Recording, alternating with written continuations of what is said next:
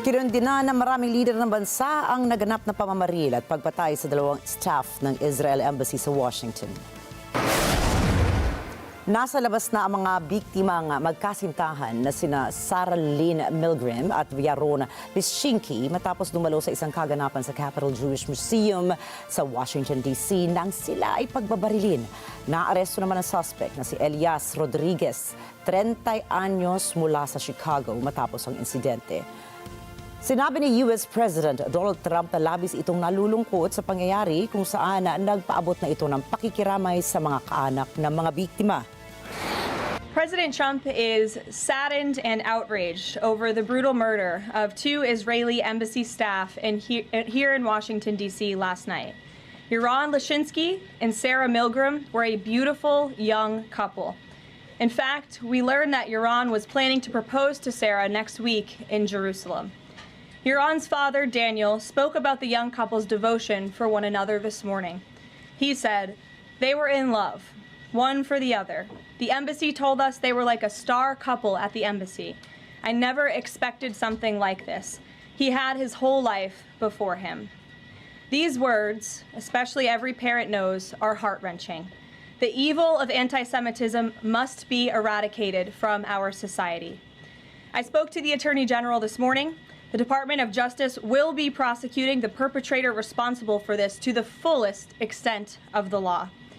Hatred has no place in the United States of America under President Donald Trump.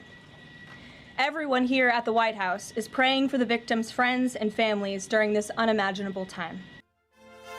Dahil na rin sa insidente ay pinadoble na ni Israeli Prime Minister Benjamin Netanyahu ang mga security sa kanyang embahada sa iba't ibang bahagi ng mundo.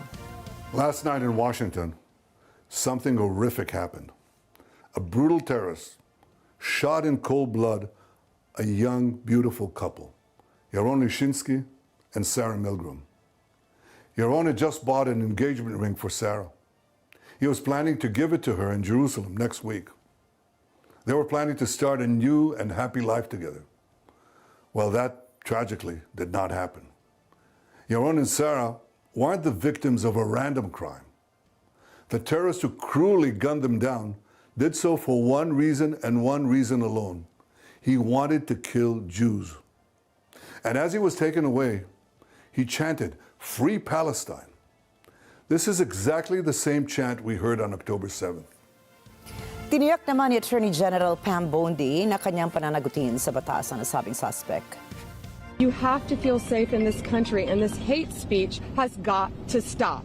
We have to come together as not only a community here, but as a nation and as the world. And you being from Germany, you see that. We have to keep everyone safe, and that is the job right now of the Metropolitan Police, Mayor Bowser, Janine Pirro. We were all out here all night long. Everyone is working together as a team. FBI, ATF, our U.S. Marshals are out here trying to protect everyone.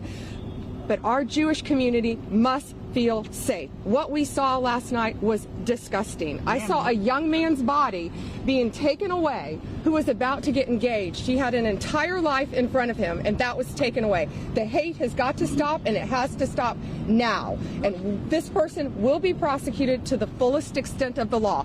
You all have to understand, I can't talk about the facts. I can't talk about anything else now. They are working tirelessly to make sure this investigation goes proper. It is. Everyone is working together. Maraming mga bansa sa pangunguna na ng European Union ang nagkondena sa insidente. Hangad na mga itong mapanagot ang nasabing suspect sa kanyang ginawa.